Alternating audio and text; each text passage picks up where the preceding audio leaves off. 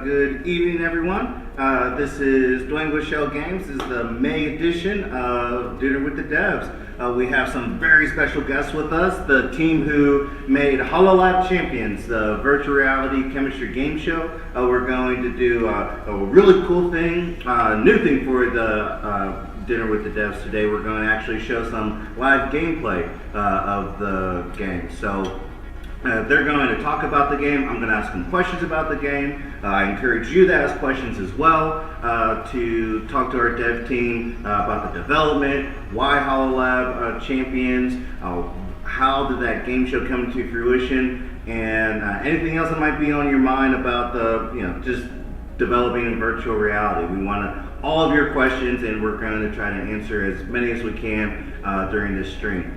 So, first, we're going to start with introductions. We'll start with the guy in the far right, and we'll loop around to the back. So go ahead. Hey, I'm the guy on the far right, otherwise known as Adam.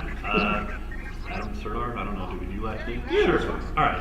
I am a senior game engineer here at Schell, and I was working mostly on systems and performance and that sort of thing. All those things. All those things. Sure.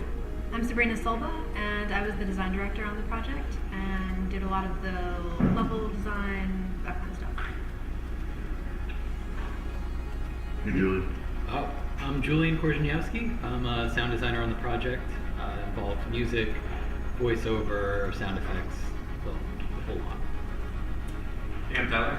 I'm a 3D artist at Schell, and I guess on this project I only did effects, so like VFX and sparkly stuff. This quiet guy over here. Yeah, then the quiet guy. I'm Mike T. I did almost nothing for this project, but I am helping run the stream.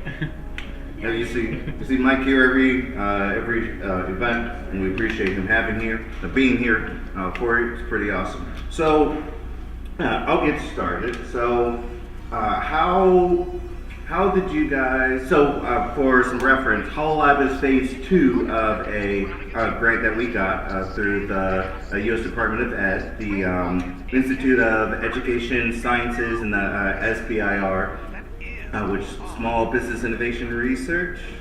We'll go with that. So whenever you guys were approached to do the phase 2 part of the grant, which first part was Super Chem VR, and it evolved into HoloLAB Champions. How did you guys approach doing phase 2? Let's start with that really, really broad question. Sure. Well, I don't think anybody here was involved in the original submission for phase 2 for the grant. But I was part of the team that started working on phase 2 after we got the grant. Initially, we were planning on doing, there was an idea to do sort of a survival adventure narrative story game that would feature some of the functionality from Super Chem VR. And as we were iterating and working on that, we decided to take this other approach, which is this game show, kind of like you're in live performing laboratory science. And so there was a lot of iteration in the beginning, trying out different things, really working on that narrative angle, and then we pivoted to something with a lot less narrative but more action oriented around the lab practice stuff. Very cool, very cool. So with that type of development, so what's cool about HoloLAB, because I got a chance to demo it a couple of times, it is a really well-polished virtual reality game. So in your opinion, whenever you guys do your research and look at different virtual reality games, and then you go back and iterate with HoloLAB, what makes it stand out as a virtual reality game? This could be for anybody. I mean, I have one easy answer. Yeah. Like the liquids. Okay. Like most of the game is sort of based around mixing and combining like solid powders and liquids together. And you can like break a beaker and pour beakers in yourself or other people or things or whatever, right? It doesn't. So the system we have for pouring out of various bottle shapes kind of I don't want to say beats other VR games, but it's pretty good. Yeah. Yeah, and I think that, like, we had a couple engineers. Do you know what the peak was? How many people worked on pouring liquids? I think at any one point we've had all three of the engineers, that would be me, Henry, and Rajiv, working on it. And it's easy, right? That's true. It's We did do some experimentation with GPU particles.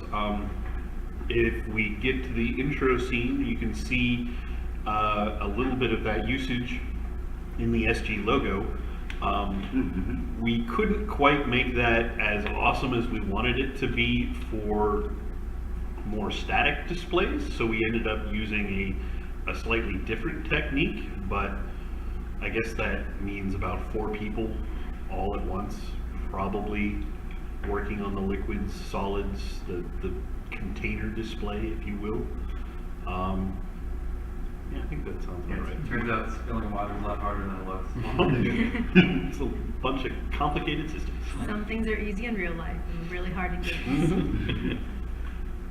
I think that aspect of it is, lost on a lot of people who simply play games but don't develop games. So what were some other things that you saw that were really difficult to do that you guys wanted to do in HoloLAB Champions? I can take at least one stab at Yes. this. So, the pouring particle systems, we didn't end up changing them as much as we could have. We kind of took them from version 1 and modified them a little bit, but if we had, say, 2 or 3 more weeks, and a bit more tech time, we could have made that pouring even more pretty. Right now, it feels good, but visually there's a little bit of a disconnect. If you look real close at the particle systems versus the liquids, most of the time it's not that big of a deal, but there's the little details that would be nice to do in a version 3 or an update or something. Yeah, I think a really small thing in the category of stuff that I wanted to do, but it wasn't feasible. Sure. You have gunpowder in a beaker at one point, and you have an open flame. And as someone who's played a lot of video games where you shoot people, that makes it kind of obvious. Yeah. But if you can let fire burn something in a beaker, it can burn anything in a beaker, or any mix of anything in a beaker, and that sort of turns into this death spiral of an insane amount of combinations of things we have to work on. Mm-hmm. So yeah, that was untenable. So we decided that everything in a beaker is safe because of future magic. Yeah. Science magic. Man. It's a HoloLAb. It's a HoloLAB. It's all fake. Yeah, It's a hologram. can't blow yourself up. That's right. Yeah. Not in this version. Well, one of the tech pieces I thought that was really cool, and I haven't at least seen in other VR games that I've played, is we have this camera bot that kind of follows you as you're mixing stuff and playing the game. Mm-hmm. But the camera bot itself is also a camera that you can switch to, and it's this really cool sweeping thing that kind of actually does look like a game show, and it's a dynamic camera, and also he has a personality and is a character as well, and I think that was a really cool aspect of the game. And then you guys will see when we're playing later, so you'll see it. But exactly. when you watch most VR games, usually it's kind of just from the player's left eyeball, and that's what it shows you. But from our game, the default view is sort of an AI character that walks and moves around on its own. And I agree with that. When I saw that, I was mind blowing, because we don't need that. And I saw it, oh no, it's so it's cool. awesome. Yeah. That is true. The multiple camera angles that you guys were able to put in it's pretty impressive. It's really, really cool. Cool. Did you have anything to add, Sabrina? No, I think those were all definitely just added a lot more to the cameras. Added so much more, and we have Meyer Cam, which is the character. We also have overhead, back, a couple other camera views, with the idea that we really treat this kind of like game show, cooking show style. So you kind of want those other camera angles. I think there was something that I was going to say about. It was a little bit harder. I think it relates to liquids. We did a lot of polish work on getting liquids to look correct when you tilt, especially an unusually shaped piece of glassware like an Erlenmeyer flask. So tilting that flask and getting it to look like it's the same amount of liquid as you're tilting the angle, it's unbelievable really how much effort went into making that look and feel as good as it does in the game. It's very small things, but when you see them and feel them, that's the difference between it feeling real and feeling uncanny. Yeah, Yeah. very cool. So Cyber Mario asked where they can find gameplay footage of HoloLAB. He tried to Google search a couple times and you're getting snapshots but no YouTube videos. That is intentional. So you're going to see some gameplay footage on the stream in probably about 10 minutes. You're going to see some gameplay footage, the first gameplay footage of HoloLAB Champions that we've released to date. So you're in a good spot right now, Cyber Mario. So sorry to disappoint you of it not being up yet, but we'll be releasing the trailer soon whenever we nail just a couple more things down. So you'll be able to like and share that on YouTube in just a couple of weeks. Noah's back. Good to see you again, Noah. He asked, he's interested about the UX side. Did you test with students? And how did the game change based on their feedback or reactions? That is a fantastic question. Sabrina, you want to take that one? Sure. We did a lot of playtesting, not just with students, but also with adults and with teachers. And a lot of the things that we iterated on, details of feel, getting the systems to feel good, which we already talked about, but also how we introduce concepts and the level of what we ask you to perform in a lab. And it's interesting how much variation there is with players coming in of their comfort using lab equipment, following lab instructions, and then also you compound that with being in VR. And so there was a lot of iteration on, okay, how much can we ask someone to do? How much can people follow? Not only just because they're doing chemistry, which some people just straight out of the box find intimidating, but also you're asking them to do it while they're in VR. And one of the use cases for HoloLAB Champions is to use the game in the classroom, where students might not only be in VR doing chemistry, which they might feel intimidated by, but then they might also be in front of peers and being asked to perform some lab task while in front of their classmates. And so all that feeds into how much you can ask, the cognitive load you can put on players. And so that was a lot of iteration that we did on the level design of how do we ramp folks into those chemistry and lab practice concepts so they can be successful and also learn something. Very cool. And so, one of you, I forget who, said based on feedback and iteration in the beginning of the stream, they guys kind of shifted to do this, game show. So what type of, feedback, and I think this came more from the subject matter experts who kind of asked you guys to think more about lab practice versus like actual chemistry or actual science. Am I getting that right? Yeah, I think that feedback really came from phase one. Okay. So phase one created the SuperChem VR demo, and then there was a lot of that was put in front of teachers, and teachers gave a lot of reactions to it. And one of the things that came out of discussions with teachers was that it not only the chemistry stuff, but even more basic than that, just being comfortable in the lab, being comfortable with using types of glassware, understanding basic lab safety, being able to follow instructions at the same time as you're sort of managing the lab space, making sure that you put stuff away and you remember, oh, A was that and B was that. So all of those kinds of basic lab skills, there was a lot of feedback that would be really helpful, giving students a chance to practice. And and one of the great things about VR, you don't have to set up the lab, you don't have to clean up the lab, you don't have to buy anything besides the VR setup, but you can just try over and over again. You can make a mess, and you don't have to worry about any of that. So the amount of practice, hopefully, that folks can do is up there.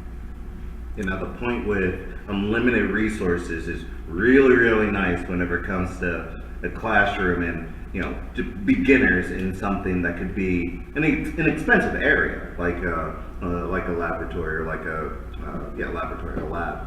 Cyber Mario asks, why develop this VR technology with Vive instead of something cheaper like smartphones or Google Cardboard? And whenever we look at VR in education, we see a lot of the real accessible VR equipment like cardboard and mobile VR. So that is a good question. So why why do we do this VR tech and Vive instead of the others? Who would like to answer that? I mean, I have a partial answer. Sure. But like the big standout is that the interactivity you get from Vive is, or from any higher end Oculus or VR, like Oculus or Vive or even PSVR a little bit. Like you have hands in that world, and you can sort of step around and lean down on the table to look at the level of a beaker. Whereas the fidelity on cardboard, and also like the interactivity, because you can't move your head, you can just rotate your head. So that's a little bit too limiting, where you're sort of just stuck in a single place. And like we do stuff where we have the meniscus on a beaker, and measuring isn't it's at the lowest point of the meniscus and not the highest point, and that's like a millimeter difference. And on a phone screen on your face that's overheating, and in a piece of cardboard where you can't duck down to see, like it's just, that's the power isn't there. I would say it's also being able to move your hands or your virtual hands in 3 dimensions. So it's not just your head that you can't move in 3 dimensions. If you're picking up a beaker in like the Vive or whatever, you reach out, click the button, you're now grabbing it. If you're in a cheaper system, there's no reaching out and grabbing it. It's more of, you've got a little pointer, and that wasn't quite the feel that, at least that I understood, that we were going for. And the closer you get to the actual situation, the closer you get to a useful simulation, or you're learning things, or if you're learning to hold things a certain way to pour them, that's useful as a chemistry student, whereas we can't do that in other headsets. I think it's also kind of interesting just to see like a lot of the, at least what I've noticed, a lot of the smartphone or Google Cardboard-esque things are very much like, like explore the outside world. Like there's the Google Earth app and all that kind of stuff. And we're doing something a lot more tactile, as everyone's saying too. So it's just kind of like accentuate different forms. Yeah, no, all that's good. So whenever you guys were playtesting, what was the age range? Well, in schools, it's 9th grade and up. But we also, want this to be a game that if you're an adult and you like science, or maybe you had a negative experience in high school in science, but you want to go back and retrain your brain, we wanted to appeal to a broad range. So folks at home who have Vive systems, who want to experience, like really, I think how they were like the best liquids you can get in VR, and a really tactile experience that's very unique and unusual. Our hope is that adults will also enjoy and kind of revel in the play with science. But for schools, it's 16 basically. Okay, perfect. Sorry, just to add that, like we did consider in the design sort of targeting an audience that's also not educational. Like we have a high score system. You can optimize and get really good at running these labs. I'm not good at it yet, but like someone out there will have a high score in mixing solids laboratory 3, right? And like there will be intense competition for that high score, because that's every video game. So it is a wider scope than just a classroom. Very cool. So, trying to think of my next question. So, awesome. So, when you were developing for both educational and consumer, and it is going to be out on Steam soon. I will let you guys know whenever we decide to announce it. What were your, let me switch gears. Whenever you're in the game and you're playing it, what are some of your, what excited you about HoloLAB Champions? As you guys got closer to the end of it, you're polishing it, what part of it really exciting to you? I mean, I just mentioned my point, so I'll say it again. Like, I see this as a good score challenge. Like, I don't know. I'm still terrible at it because I get impatient with being precise. But the ability to measure the precision of pouring and mixing and shaking things, and then get a score out of that, and then sort of compare it to other people. That's good to me. But that's the kind of player of a game I mean. I can't not see it as a consumer. Yeah. I really like the fantasy of being held up as having that special skill, and I think we try to make you feel like the world is revolving around you, the audience is there to see you, everyone is there to see you perform, you're going to be awesome, you're going to be great, and then at the center of that, well, the thing we've held up as that skill is lab practice and being able to use basic lab equipment, and I think that's awesome because it's so not often that we elevate that to like the sports level of how we elevate like sports. So it's kind of trying to make a sporting event out of being good in the lab, and I think it's fun to play with that fantasy. Kind of to add on to that, I think my favorite moment is, well, I like winning, is like once you get that point, once you feel like you understand what's going on, and then you finish the level, and then you see your audience, which is actually a bunch of holographic brains, all start like cheering for you and dancing for you, and it's just like it's a satisfying moment in that whole thing. So since I was very often down in code land and looking very carefully at graphical effects or performance analyzation, a lot of the things that kind of struck me was the kind of the dialogue that you'll kind of hear between Earl and Meyer, and kind of that, I don't know, I hesitate to call them dad jokes, but sometimes that's just what they are. But Earl and Meyer. yeah, right. It's there.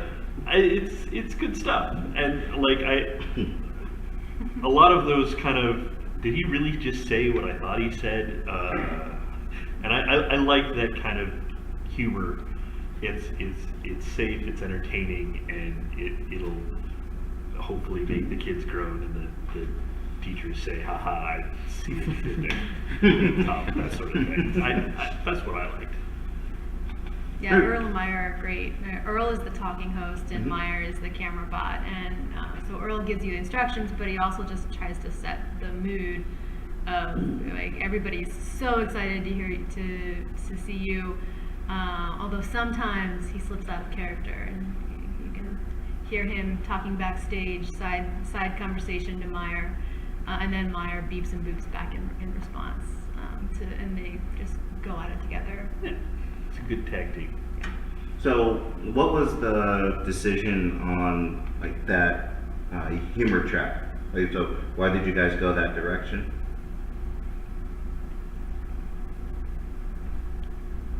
I think a combination of things. Okay. So one, lab practice is kind of serious, so let's lighten it up a little bit, right? Another, like, how do you make it sort of give you an emotional valence for something that's a little serious like lab practice, but also be appropriate for all audiences, including younger audiences or audiences that might be in the classroom with a teacher, So I think that kind of steered us towards, well, we want to add a little humor, kind of add some levity, and that humor has to be enjoyable, but also it has to be appropriate, and that kind of, I think that leads us to like lab joke, or to dad joke space a little bit. Yeah. And there was a lot of iteration on that. Like, at first there were a lot of things in the script that weren't necessarily hitting, like they just weren't funny, or they weren't this or weren't that. And it took a good couple of goes around to really like make it sit well. But some of those lines, like now, really they hit pretty hard, and it's fun. Yeah, I do remember talking to Aaron, who was working with implementing a lot of that, about sort of like there was some really dark humor in it earlier, and I think like we not like this is funny to us. But like if this is playing to high schoolers in a classroom, and a teacher brought it to teach them, like this would be really strange and like off note. So that we sort of had to like change direction slightly for that. But yeah, we experimented a lot of different directions. Very cool. So what we didn't do, we haven't really talked about when a player gets into HoloLAB Champions. Like what's the story? We kind of skipped that. So who wants to take that? What's the story from your perspective, Tyler? From my perspective, yeah. Tell me. I'm gonna take the comically cynical event I can, right? Where your brain's been kidnapped out of your body on Earth by aliens who are trying to test you for chemistry competence so they can take what you know and save it for themselves. Are they aliens? Is that? I don't know. You might just be from the future. Okay, yeah. It's intentionally vague, but It's definitely time travel. Yeah, there's time travel, Yep. and they're out of touch with human culture enough that they seem to sort of be outsiders. Like they'll make jokes and sort of seem to get it. Yeah. Oh, that's funny. Do you guys not assume they're aliens in disguise? I thought they were from the future. Oh, Yeah. They're just future humans. Future AI. AI. Yeah, that's okay. it. There's AI. Future AI. I would say it's intentionally ambiguous. Yeah. There's definitely some hints that maybe they're alien in nature. I mean, extracting brains in a spaceship is sort of, to me, that's like India's alien. Oh, that's funny.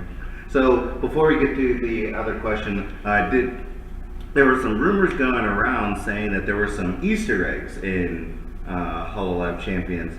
Are you able to confirm or deny those rumors? No, we would never include Easter eggs. No Easter eggs. No. All right. No Zero. Easter eggs. No Easter eggs.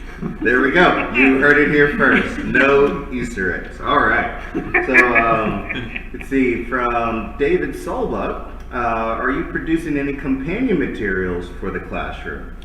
Yes, we are. We have a number of documents that we're preparing for teachers to use when they are considering using HoloLAB Champions in the classroom, and that contains ideas for how to integrate into classroom lesson plans and also all the information you need to feel comfortable, hopefully, using HoloLAB in the classroom. I know one of the things that we think about a lot when we talk about VR in the classroom is it's a new technology for anyone.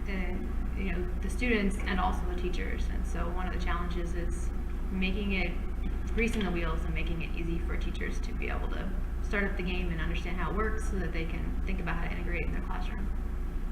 Very good. Very cool. And those materials that Sabrina said are going to be available online for download for those educators. Warren asks, let's see, so Warren works at the distance ed department at a university. University.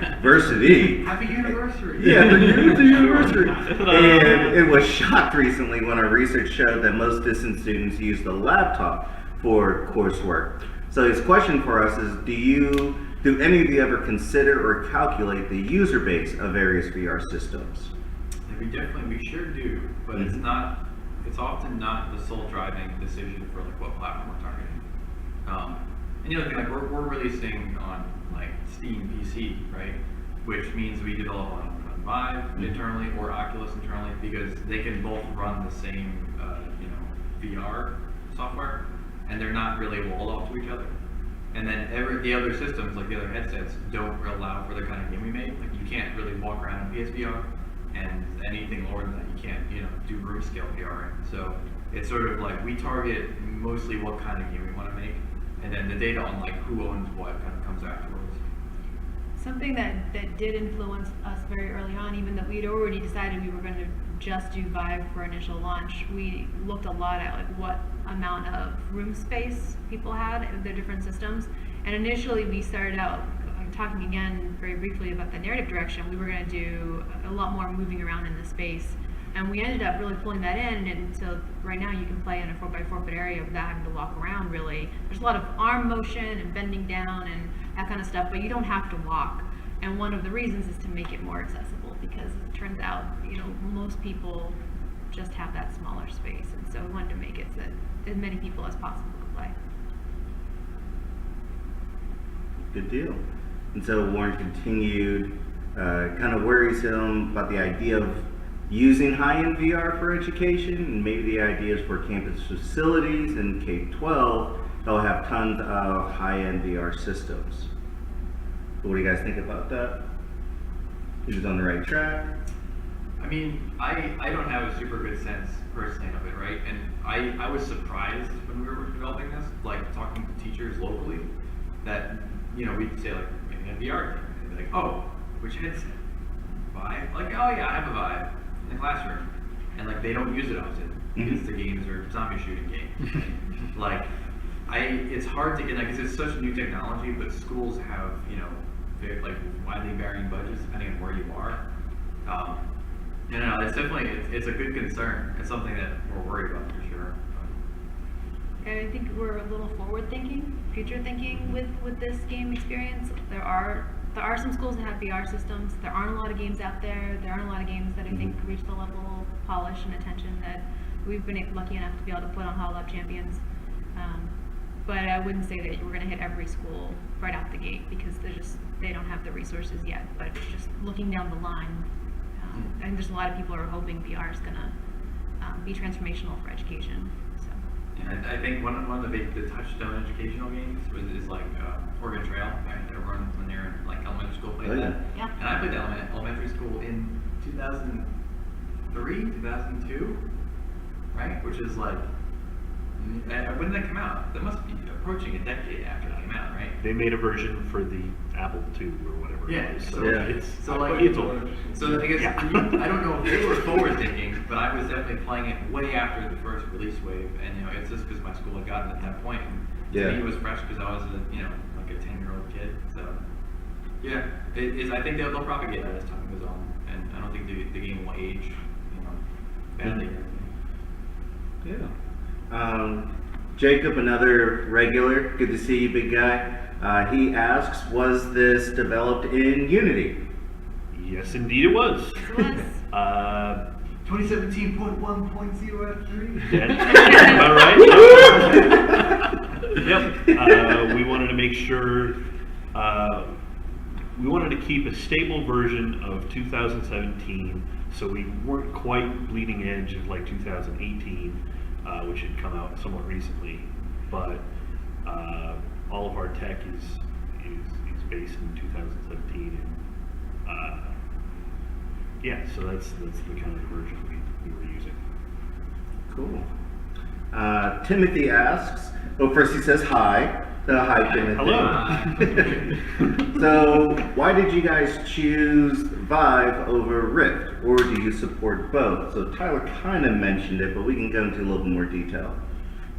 Yeah, I mean, the way that Steam works with VR is like, if you have a game for Vive, you can play it on Oculus as well. Then, when you launch on one, you pretty much launch into the other as de facto. Like, we can't stop people from playing it on Oculus if they want to. I think the honest reason is that we just have room scale set up here as Vive, right? So we have the setup already, and we use Oculus as our desk to test. It's not like we don't really prefer one over the other. It's just whatever works out in-house. I think for this particular game too, the room scale-ness of it worked a lot better than, I don't know, I guess it would technically work, but the feeling of being able to actually move around in this contestant space. So that might be, so I use Oculus at home room scale. Oh, right? okay. And it works pretty much the same as Vive. So I mean, we have a lot of them set up on our desk for space convenience, but yeah, either or. Okay, so we're about 30 minutes in. Let's get somebody in some VR. Let's show HoloLAB Champions to the world. I kind of play not seriously though. Do we want to? Are we breaking glass? We're just showing. So. Breaking glass? How dare you, sir? Yeah. So let's show them the beginning.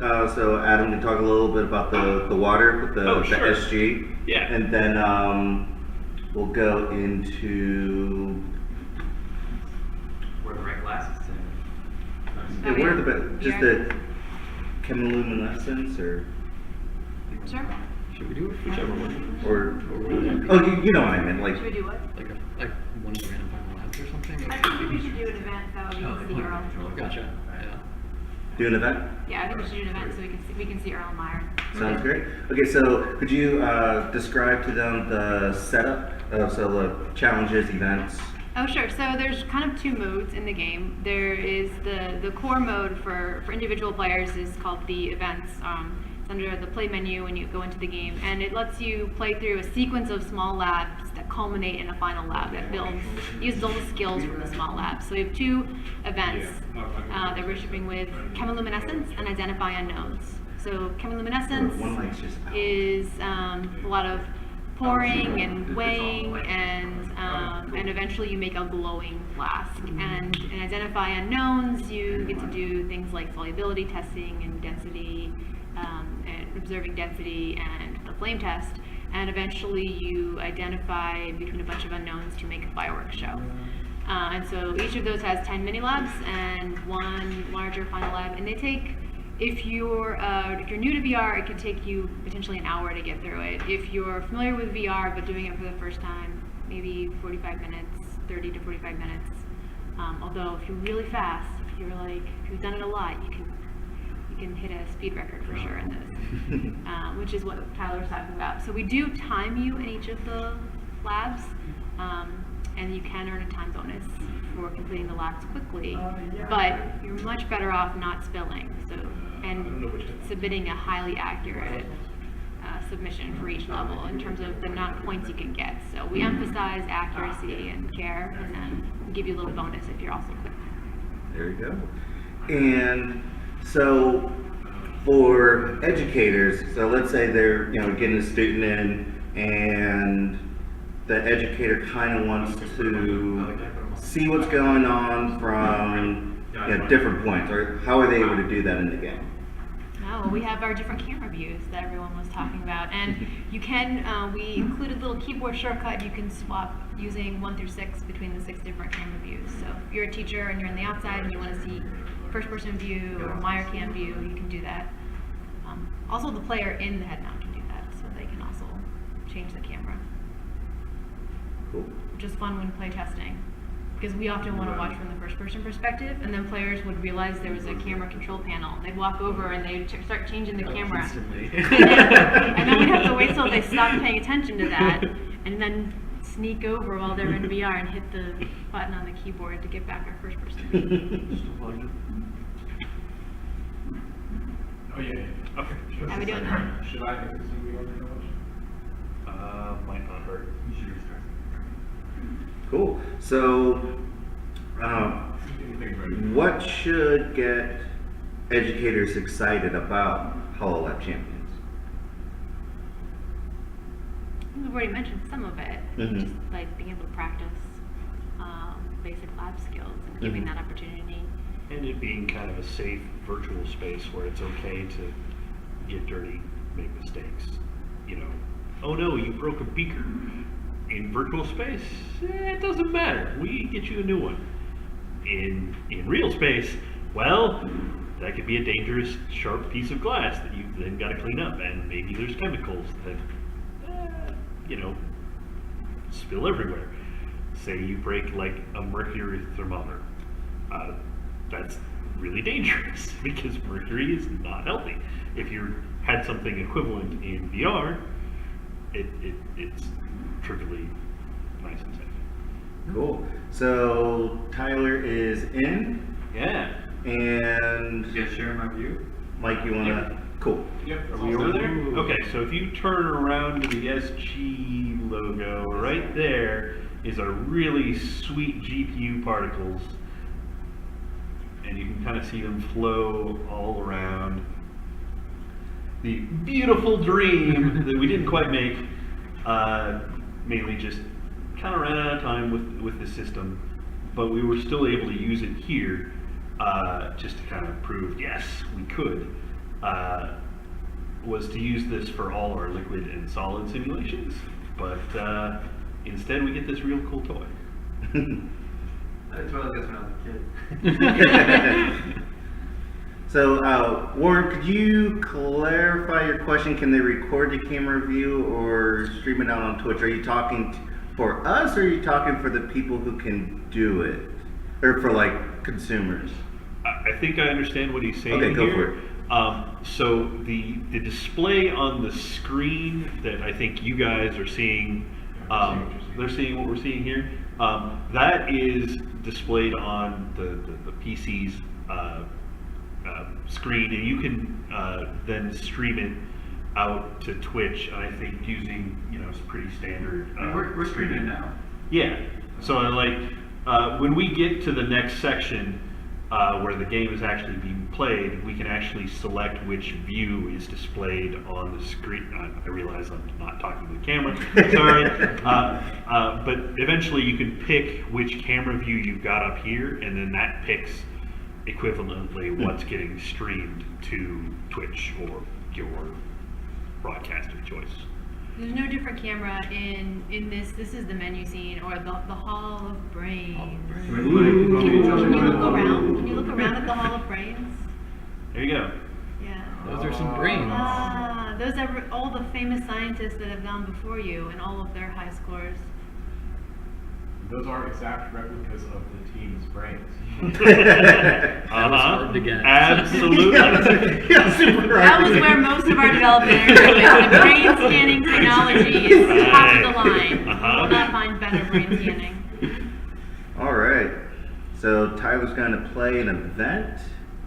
And we'll show you the camera changing here in just a second. There's actually 2 ways you can change the camera view. Somebody's been playing on here. Uh-oh. I got a Somebody way got higher it. score than that one get. Wow. That's a nice trophy. Yeah. So you guys want to do chemiluminescence or identify nodes? Chemiluminescence? Yeah, it's really luminescent. Yeah. Do you guys have audio? We don't. Does the streamer play? Oh, Somebody has audio. hopefully not. Oh no. They fixed that. I just forgot. Okay, we're fixing the audio, so you might not hear us. You'll hear the gameplay. Yeah, we should hear gameplay. Please let me know in chat if you can. If you get stuck, you can always hold That's the starting now. remote Definitely to get get some fresh HoloLAB tools. Okay, so this is, I'm your I host, believe, the Scan Man Myers himself, cam. So you can kind of see it and floating with around. me is keeping the an Scan eye Cam on itself, players' Myers. brain and controllers. Yep, and he's like, oh, I'm Our at contenders for the wild so, antics in the lab. Who if you want knows to look what at the we'll see? camera panel, yeah, so he can actually We've done the change math, it in, and acids and eyeballs do in-game. not add So up. if he wants to change The it to first contender will person, now demonstrate proper now. lab practice by putting on the and throwing the second lever. That you. Go! So that's our camera. That's Meyer right there, the camera bot. Or sorry, yeah. Yeah, you're right. Okay. Sometimes I get them mixed. You're not gonna go with the radium plug? I'm trying to. Oh, you're gonna give Maya one. Yeah, Can you be safe too? right. But Oh, I got a penalty for putting that. Go. He has his own, he has it built in. This being rude. Where are these for? Chat is confirmed. Oh, this one. Okay. oh, good. As long as they have. Right. They still hear us? So these buttons are all set. Yeah. So you're going through a bunch of different cameras here, and then if we've got this screen selected, you can hotkey the, I believe it's 1 through 6. That's a highly underrated camera. I like that one. Yeah. The chef cam? Yeah. I like this camera. Just to go over the shoulder. Yeah. That is cool. You should probably do some science. All right, Tyler's going to science You now. already had some goggles on. Yep, I think you already got it. Alright, there you go. I'm not gonna read the instructions. Protective and stylish. Now for today's topic, chemiluminescence. Our contender will complete a series of lab His own challenges man that that will lead to the polish. creation of a Thank you. magnificent glowing flask. Let's begin. Get out your glassware. It's time for Beaker Seeker. Referencing the lab notebook, the If Henry contender was here, he will would have fill a the long provided list. containers with the correct That's substance hard to make before a placing working each book. one on the corresponding pedestal. Go! We ended up sticking with the notebook metaphor, and we even created this elaborate mechanism so that players of different heights could get the notebook at an appropriate height for them so that they could use it to read. Because it ends up being pretty important. This is making me a little insecure. This is way too high for me. Are there people that are high enough that need it this high? I think Babylon. I do. Yeah. Jesse? VP of Engineering would have done something. Right. You'll also note that if you look a little to the left or right, there's a little lip there, and that was actually designed so that if you needed to, and you were tall, so you don't have to bend over to do science, you can do science on that little lip. Ooh, and look at the audience too. That's kind of fun. One of the several things that Jin, our our artist, actually tech artist, I guess. Well, he did some shader magic to make that as performant as possible, which really made my day. It's clearly the most important. Yeah, I think actually looking up, most of what I see now is stuff that you worked on, right? I think a good portion, yep. Earl in the audience. Yep. So Tyler, what are you supposed to do here? So the stream is audio that I've done, so I need to pour the blue liquid Oh. and the Earl on. Notebook will definitely be your friend. Yep. Yeah, sorry. To be honest, I don't really listen to what they say anyway. My attention span is not enough for that. Once I pour these, can I break the beakers? You can do whatever you You will want. get a Yeah. safety violation. Ah, broken glass. The 3,000 minus points is worth the good feels of breaking. You can always go for the small one. They don't even throw stuff out of bounds, so. Right. Or it might. Well, I think you could probably break it on the front of it if you really wanted to. If you have no compassion. Submitted. How did they do? Will it be right? And there's the queen. Perfect. And the scoreboard says Not so perfect. I think there'll be some safety violation. a deduction for bad safety. Fantastic. I just Very had a accurate. well-organized lab and a classic contender. Certainly not. And now the contender faces a true terror. Acceptable error. The contender will measure out an approximate amount of liquid into the provided beakers within a margin of acceptable error. Yeah, get it? Start!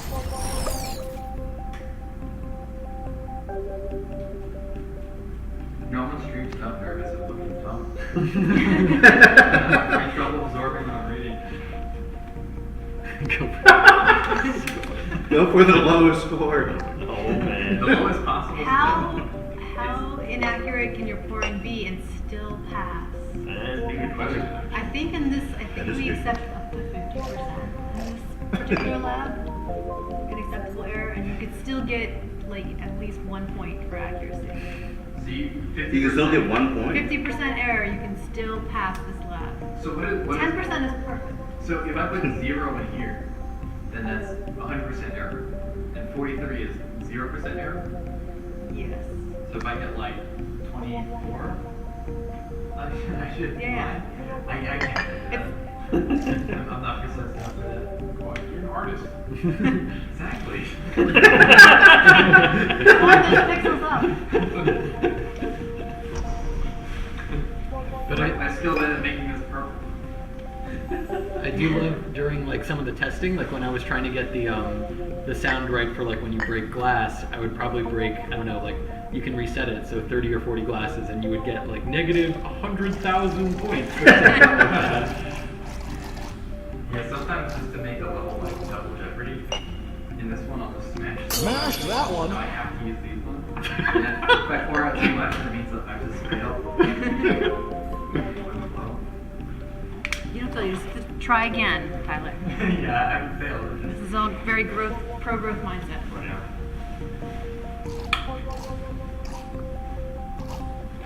Have you guys seen Die Hard? when they're experimenting with the bombs on the foot down, he's like so nervous. That's true. Yeah, I guess it comes across in my hand, right? I'm shaking on the camera. I assumed you were talking about the walking on glass thing, but that's It's holographic glass and disappears. that's true. It does. Very safe.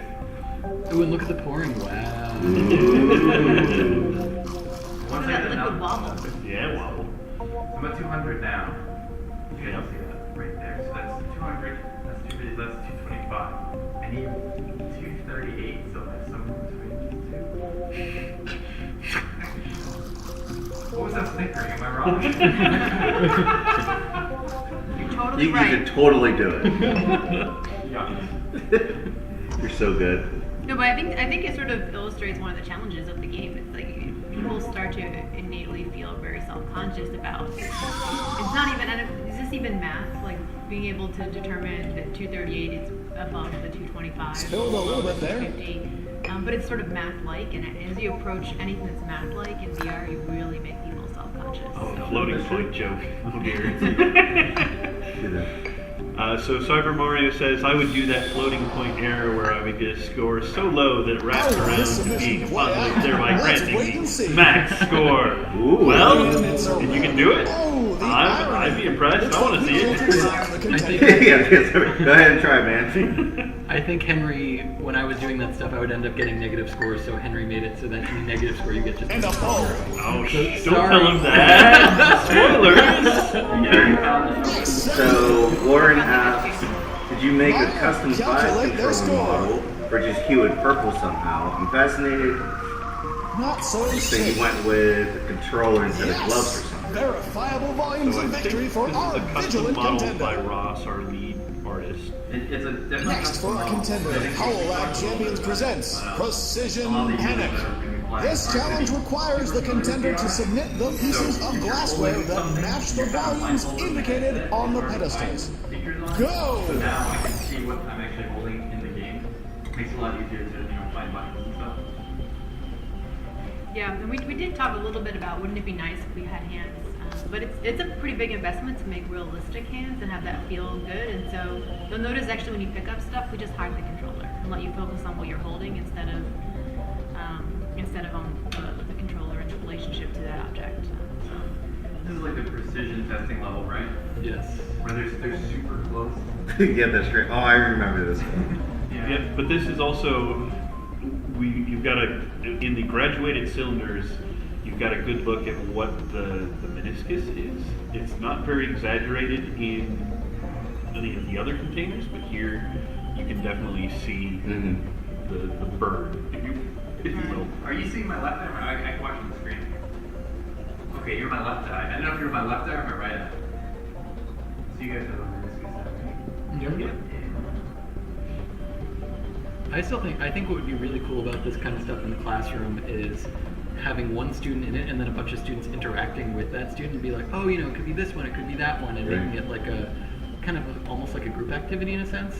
I don't know. I think that would be really, really fun. Oh no, definitely. Especially in the identify unknown ones, I could totally see that as you get in and the group is helping you trying to figure it out. I think it's really, really well made for it. Yeah, and that is the template lesson we have for identify unknowns. Oh, yeah? The final lab. Yeah, you split the class into teams, and each of them gets a safety data sheet of a different substance. Oh, cool. The idea is like, okay, now each team is responsible for saying, well, our thing is soluble, so maybe it could be that thing, or our thing is white, or our thing is blue, to help the person in the headset identify what they're looking at. Cool. So Cyber Mario asks, you actually have to paint your controls to be purple in real life to show up purple in the game. We could add some glow strips. That to holo make class purple, was modeled by Emil light himself, and now our omnipotent analysts will check the submission. Yeah, but we're not telling you to paint your controls purple. We're also not telling you not to. Yeah, that's right. We are self-referred. Says, awesome accuracy. Safety was an issue. Great time. So this time Tyler got I would minus say 6,000. precision is the perfect policy, I have no idea and the why. contender has nailed it. It's so Our hard. next challenge is Chemical Barista, where I'm legally required to remind audiences not to drink the chemicals. The contender must place containers with the specified throw it amounts at Earl. I of love liquid that it, like, goes substance, through and and this through. time, accuracy matters. Yeah.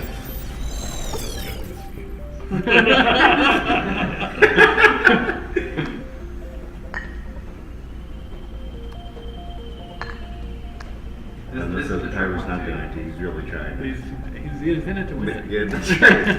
What's that trophy? You get 65 in here. Okay, it's about a little low. One drop. Oh, no, that's perfect. Okay. So you get 65, and you're like, yeah, that's so easy to measure. I'm gonna do that again. Go do it again. And it can't hold enough because that needs 150 and this only holds 100. So you're like, oh, it's so easy. You fill it up, goes full.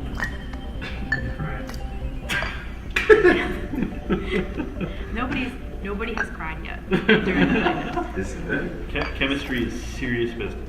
It's serious. You wouldn't know. That's true. Has it evident has this been really wet? Oh. Yeah, that's right. Only after playing. TMI. Yeah. And whenever I tried it, I got really competitive. I was down there, like I was sweating. I was just trying to get everything as precise as I could. See, it's easier for me to use this as like a measuring container. And some substance transferred by our contender. Like measure 100 in here and measure 50 in here. Yeah, that's the most precise way to do it. Oh, Tyler, you should totally, when you, before you hit the lever, you should go to the Meyer cam so it does that really cool sweep as you, Oh, what are we in now? Oh, you're in my yeah. Or do you? I don't know. No, this is nice version. Yeah, no, this is actually really good. Much less signal. I don't know if it'll stay. The flask is up. For a bit. We are also streaming. Yeah. Oh, That's a good fair point. Oh, that makes it great. Although I think if it stays, yeah, it stays. Should be fun. Okay, begin analysis. Yes, we've got the green. Meyer, calculate their score. High accuracy. So whose idea was Very it few for penalties. Earl So and Meyer? fast.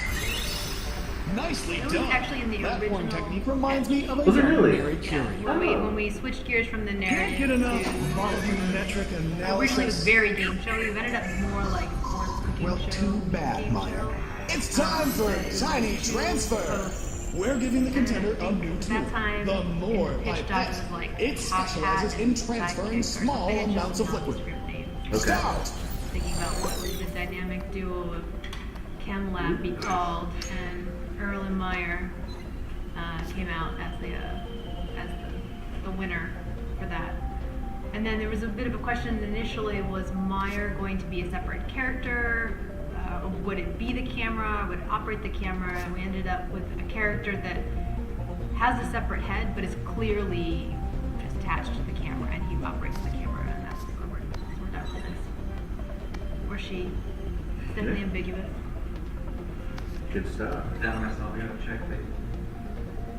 So this is really so. What's showing my wide breadth of chemistry, but the tool that Tyler's using now, what's the name of it? The scientific name of it? The more pipette. More pipette. Oh, it was a pipette. Oh, see, I thought I had it, and I second guessed myself. It's a pipette. It's a fancy pipette. And we're using it to do precise transfer of liquids between Yeah. chemicals. We wanted to, the base pouring and scooping is really strong, but we definitely wanted to add something that was a little more unusual, that you might not necessarily have used before or feel similar to something used before. And that's where the more pipette came out. It's also one of the funnest things to watch someone else do, because there's a lot of, stretching up, so they dip the pipette down into the flask, and it just, the pose just feels like a sciencey pose. I don't want to be dumb on the screen. So what's the best way to do this? My goals have these be the total amount, right? So I want 1 milliliter of glue in this one. Yep. Yeah. Yeah, you got it. And just that's a remember good that you want to subtract down. You don't want to empty the tip. Right, so you raise up and then you because I can't measure really what's in here. Yeah, the tip isn't really measurable, so you want to just, that's the trick to the more pipette. So Warren asks, how is the pipette being controlled? Is it sliding on the thumb pad? So we actually went through a couple different iterations of this. One of the first plans was pushing up and pulling down. It turned out that didn't work very well in the system we're using now. Part of it was, I think we had old controllers, so we couldn't necessarily see that you were pushing up versus pushing down. So we ended up making it a little bit more of a one-button push, and it knows whether you're underneath the liquid or above the liquid. And so if you're underneath the liquid, pulls it in. He drank some weird chemical. I hate it when that happens. His event title So if you're underneath the Let's liquid, analyze you this submission. suck up liquid and SG-Lab's HoloLAB series number 1. That one's good. cool. And the scoreboard says Definitely awesome accuracy. a lot. Nearly spotless record. More realistic. So if you have to speedy. Scroll up and scroll down. Fantastic. Like The my bad contender side. is a milliliter leader. A milliliter. You don't want to realize to interfere with the equipment. Up next, Glow Die Glow, which is filmed live in front of a holographic studio Feels of really brains. nice. This is what we do, Maya. Alright, so The let's contender have must Tyler do identify one more each substance by adding small amounts of dye and then shaking challenge to or emit a mini colored event glow. and Go! have them come out and join us. Cyber Mario, I can imagine a cool sequel to this game that combines Keep Talking and No One Explodes with this premise. A group of students work together with reading a Kemble while one with the vibe. What do you guys think about that? Yeah, no idea. Yeah. That is a good idea. How about like Keep Talking and nobody burns and there's like a picture of like a Bunsen burner behind it. Sure. There was at one point a thought that in the training labs, we would not have the notebook, or maybe I think it was training labs, we weren't gonna have the notebook because you would be in the classroom and you'd have to reference the materials. That didn't end up being the direction I went, but it was definitely Keep Talking and No One Explodes was a reference point of, well, what if the class is giving you all the instruction and the person that had mount doesn't have to do anything? And I do think to some extent that's what we tell. We prefer if teachers, or I think it's a good idea based on what I've seen, if teachers have the person in the head mount basically be the hands of the class and not necessarily be coming up with what to do next, because it is such a spotlight feeling when you're in the head mount, and so giving the observing students the responsibility to figure out what to do and letting the person in the head mount basically just follow their lead frees them from feeling like they have to perform, and also gives the observing students a really strong sense of agency in the experience.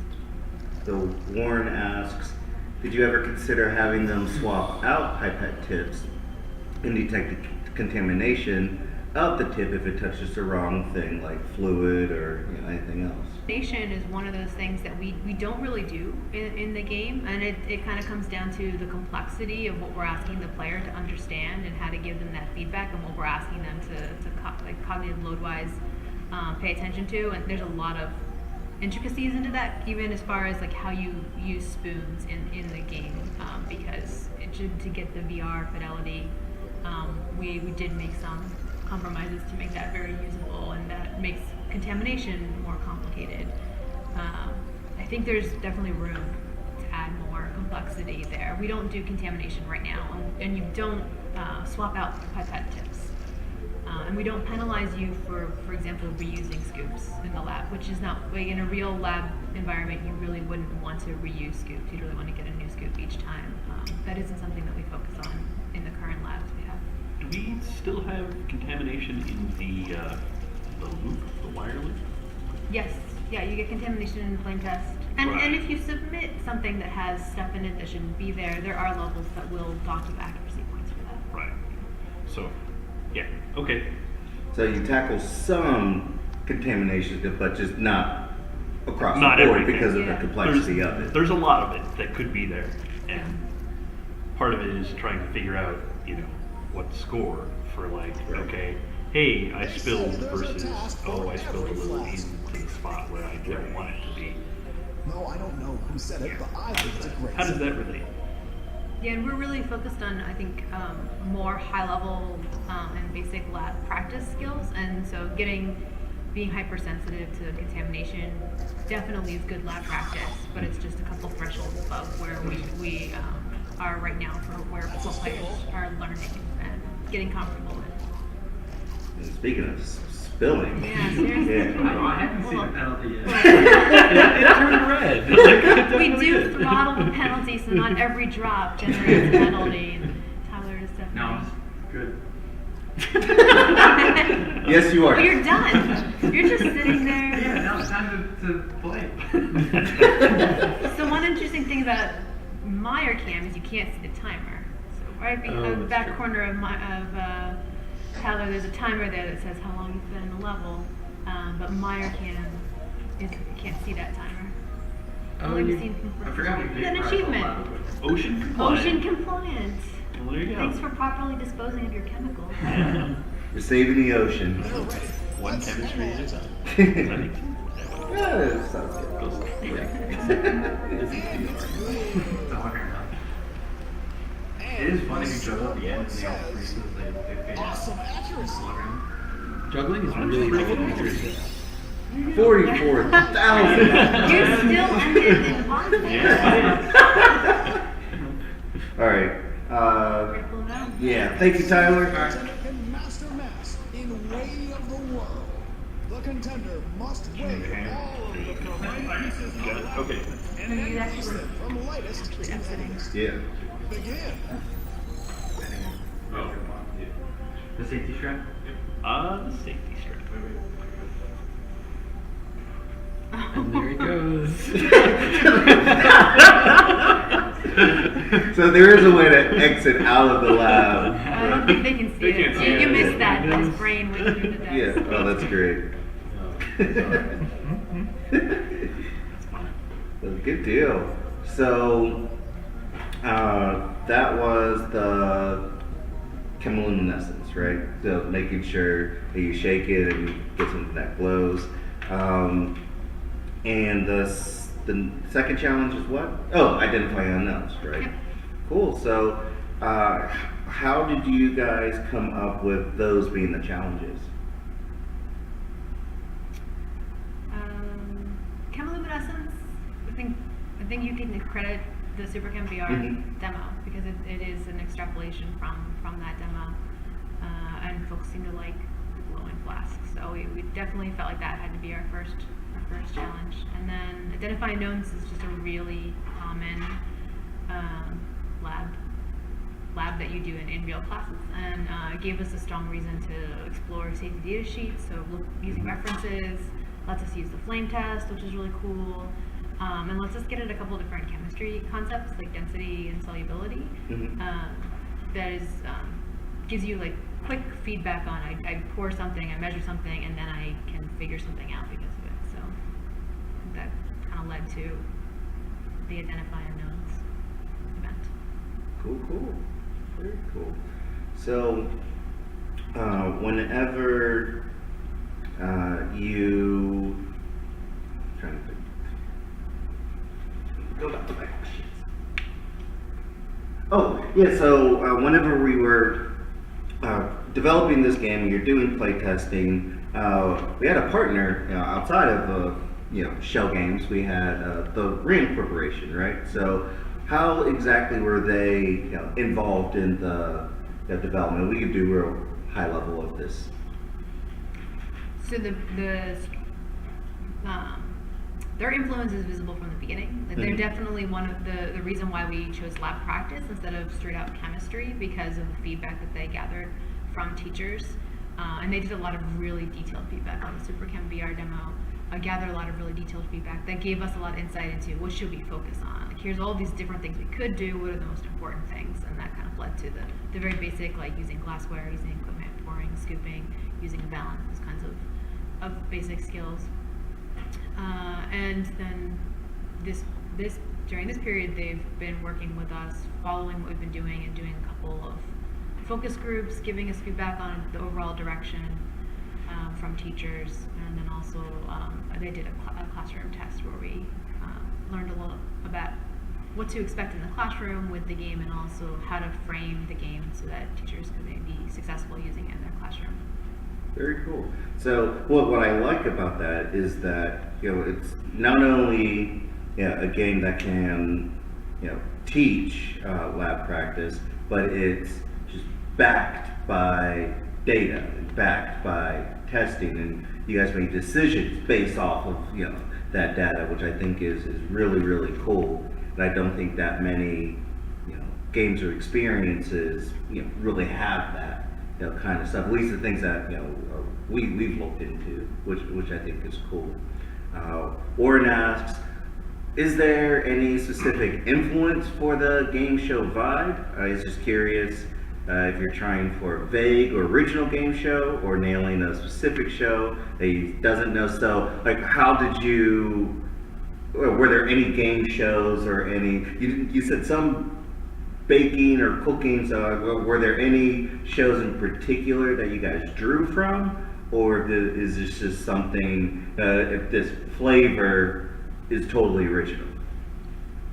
I'm trying to remember the original references lists. So I have some ideas in my head. Like I know, I mean you can see it visually. We looked at I forgot the name. The weakest link. Are you the weakest link? Mm-hmm. Because like there was a component we wanted of sort of the player to know that there's a big like sort of environment, and then to focus on the table, right? So like the environment was dark and there's sort of spotlights that focus on you. Mm-hmm.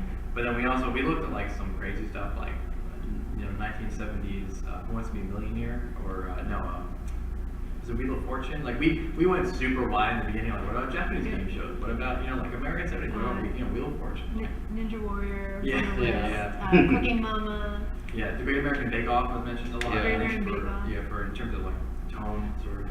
But Maybe a little bit of Iron Chef in there. yeah, we shaved off things we liked from a bunch of other game shows, I think, but the needs of like the game itself kind of drove what I guess it is an original show at this point. It doesn't really resemble any shows I can think of. Yeah.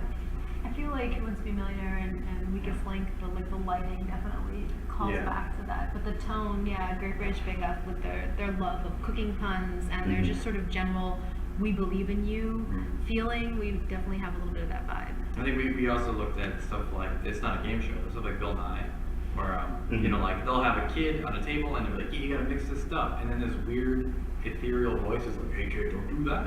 It's like, they don't explain who he is or why sort of thing. And then we have the same sort of deal where there's, the hologram characters that are quipping at you. I know some of it also, like, we brought in that Olympics feel. Like, at least when I was writing when I was writing the music, even though I don't know, it kind of went in its own place, but I was thinking, Who Wants to Be a Millionaire meets Great British Bake Off meets the Olympics, and that was It definitely was a pivot point where we were thinking, okay, game show, and then the more we thought about it, actually, game show isn't really.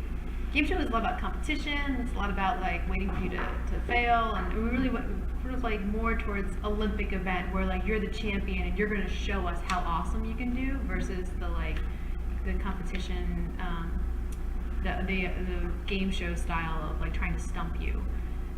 And they were definitely the Olympics was part of that pivot. No, I think sporting event, and that influenced the voice of Earl. And picking like who's going to be the voice of Earl and what's the tone of that going to be. Very cool. Very cool. Let's see.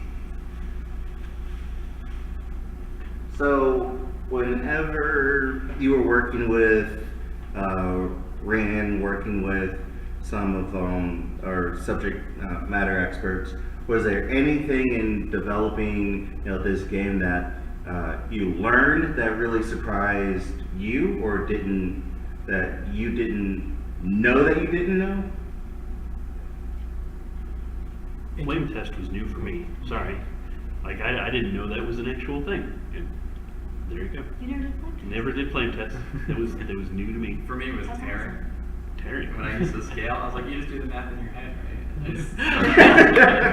right? That's awesome.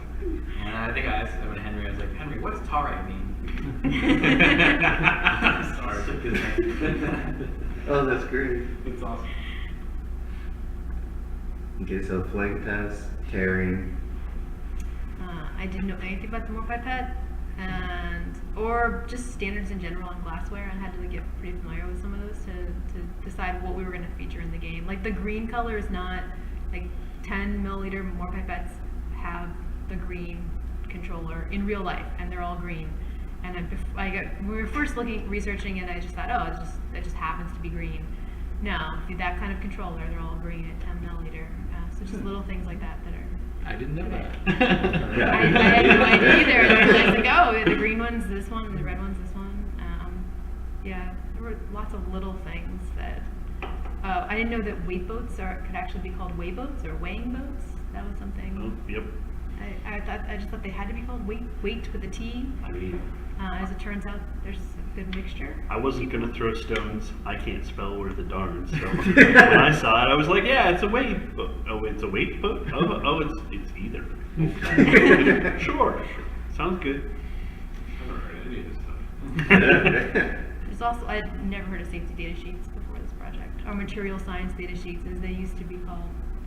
Material science data sheets, it's this type of documentation that people do for substances, usually for like safety information. So they tell you their hazards information and the symbols that represent the hazards, and they also tell you physical properties about the substances. So in Identify Unknowns, we have a highly modified, much shorter, because the actual ones are quite long, version of the safety data sheets that we have players use to figure out, okay, is this thing soluble, and what color and state should it be in, and then it also we include hazard information, although you can't get sick in HoloLAB, but we include that information Yeah, so you update can see coming it. soon. Yeah, that's the first DLC. Yeah. May cause cancer. Now I'm Yeah. Yeah, all right. Okay, so if you have any final questions, please get them in now, or we're going to start our little wrap up. So let's start. If you had one reason to tell educator or tell consumer you have to play HoloLAB Champions because blah, what would it be? It's an educational game that you can do stuff that's interactive. Because every other educational VR game right now is sort of a bland thing that happens to you. In this, you do stuff to it. Okay. Feel like you belong in the lab. I think that there's a lot of people have experiences in high school where they kind of feel like the lab isn't for them. It's not a place where they can be successful, and what I hope is that people play HoloLAB and they start to feel like, yeah, I could do this. Yeah, I could be in the lab if I wanted to. I could be a lab scientist. I feel like you also kind of accidentally learn. It's one of those experiences where you like want to go in and want to do it, and you go out of there and you're like, oh yeah, okay, I learned all this stuff, and I think that's pretty powerful in the classroom. Definitely like the learning aspect without being boring. Like it's like some of the old educational games were too one way or the other. Like Oregon Trail, you might have learned a little bit of like the landmarks of what was between, the paths, but it wasn't. I don't know. Shooting bison. Like I feel like you learn a little bit more concrete things as you're kind of going along, and it's very practical application versus a lot of times that just doesn't happen in other education games. I mean, you can't, like, I've tried to play for a higher score, and you have to learn something if you want to do better. Like, you can't brute force it. I think it hits it off and sort of be like, oh my god, I'm trying too hard. I have to actually read the book, I'm going to deduce elements, and sort of like do math to subtract weights to each other, and then when you get a good score, it feels good because it's because you developed better as a person. But yeah, you can't do well without learning something, so that's good. Well, very cool. So with all of that being said, thank you all for coming to the stream to talk to our wonderful team here who did HoloLAB Champions.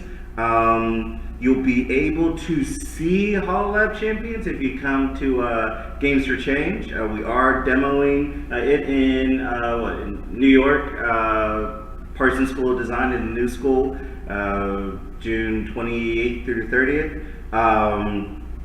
And check out our newsletter. You can join our mailing list by going to our website. Please subscribe on our YouTube channel so you'll get a chance to see the HoloLAB trailer whenever that comes out. So you're able to share and like all that good stuff. And plus you can stay up to date with everything that we're doing. June 6th in Pittsburgh, Jesse's on a panel for the International Creativity Festival. We're going to Games for Change. Jesse's speaking there as well. We're also sending Schell Games reps to the Connected Learning Summit in MIT, and then we're also going to be at another event that I am blanking on, but if you go to our website, our social media channels on Facebook, Twitter, all that good stuff, the information's there. So thank you very much for hanging out with us. Have a good rest of your day. Take it easy. Cool. Thank you, guys.